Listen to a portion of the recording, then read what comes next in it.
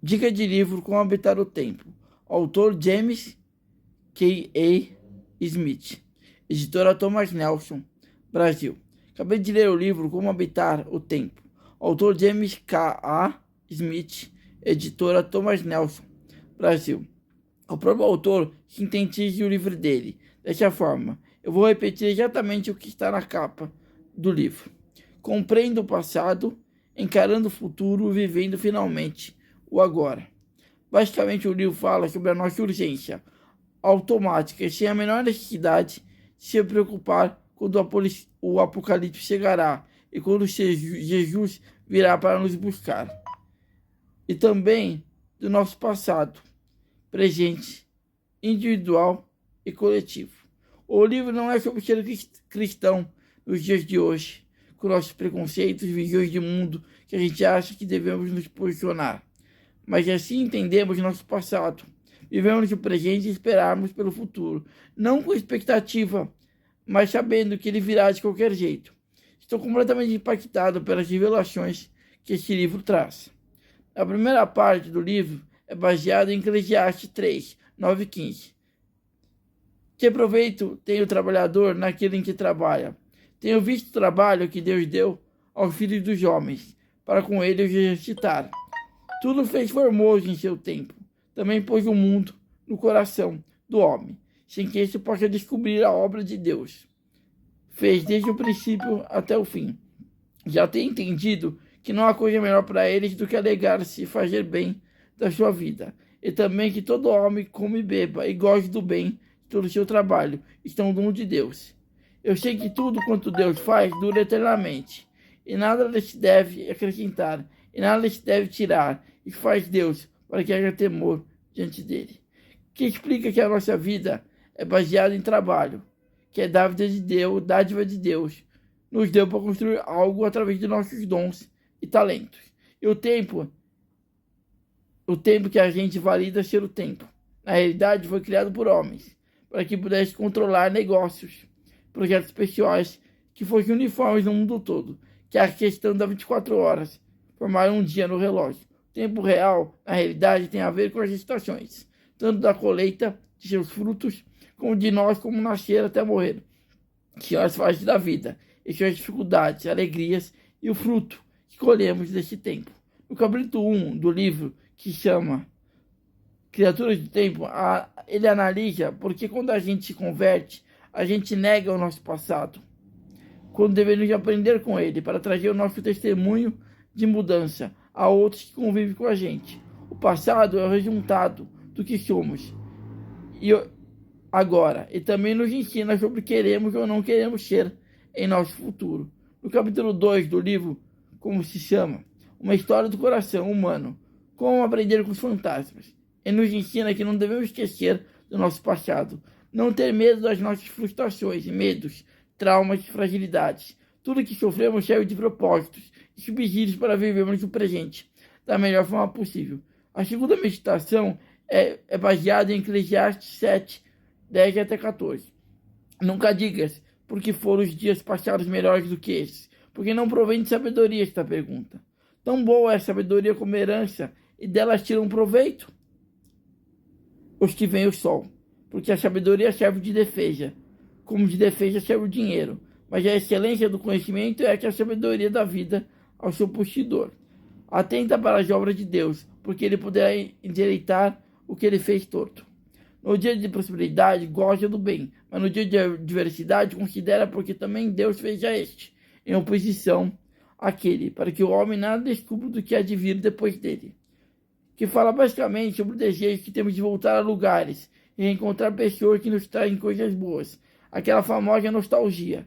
Mas quando voltamos naquele mesmo lugar ou encontramos com aquelas pessoas importantes para nós, percebemos que nunca mais vamos viver aquele momento, o sentimento passado, pelo simples motivo que nos adquirimos novas experiências e não somos mais o que éramos.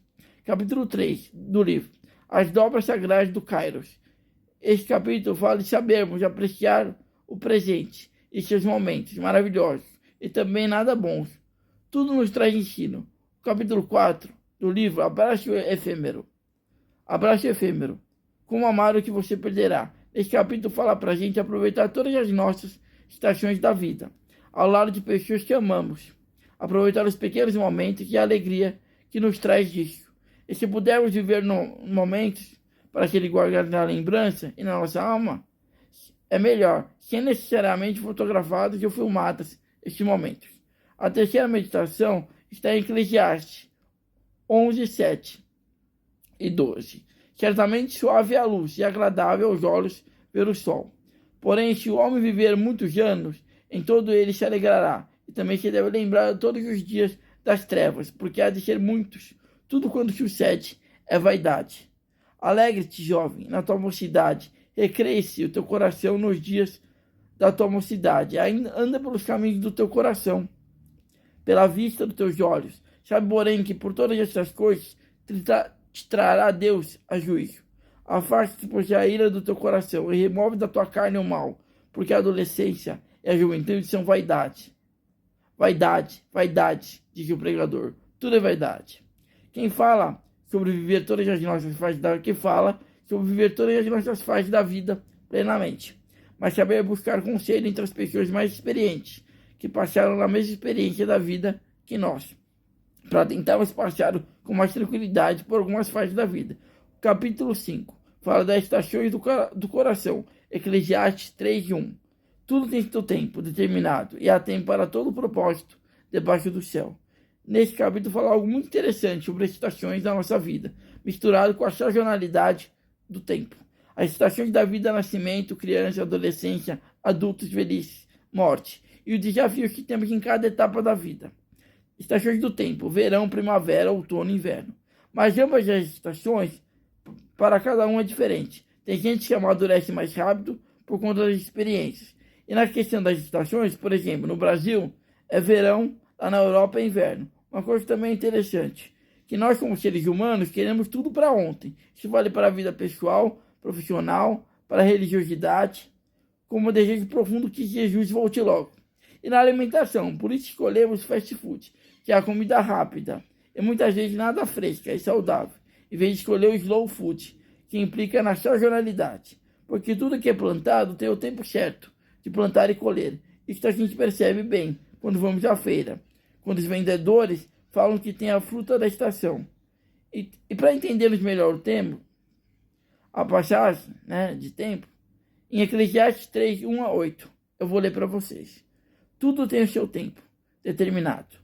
Há tempo para todo propósito debaixo do céu.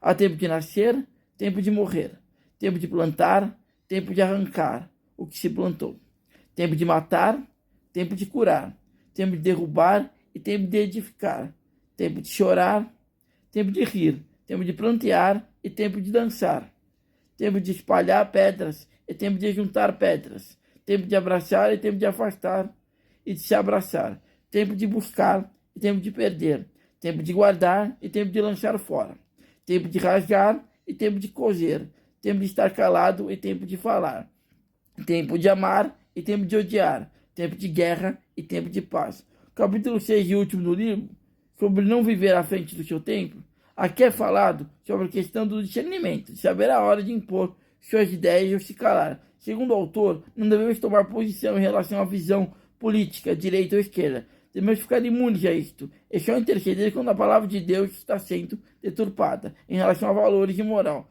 Mas se algo não estiver ferindo a nossa fé, não devemos nem se meter, porque Deus sabe todas as coisas que colocam no mundo o livre-arbítrio, e todos os governos passam de direita ou de esquerda. A única coisa que não passa é o tempo, porque existe o tempo passado, presente e futuro. Esse tempo não é o nosso, é o cronológico, mas sim é o cronológico de Deus, que a gente não sabe qual é. Mas não devemos nos preocupar, temos que viver dia a dia.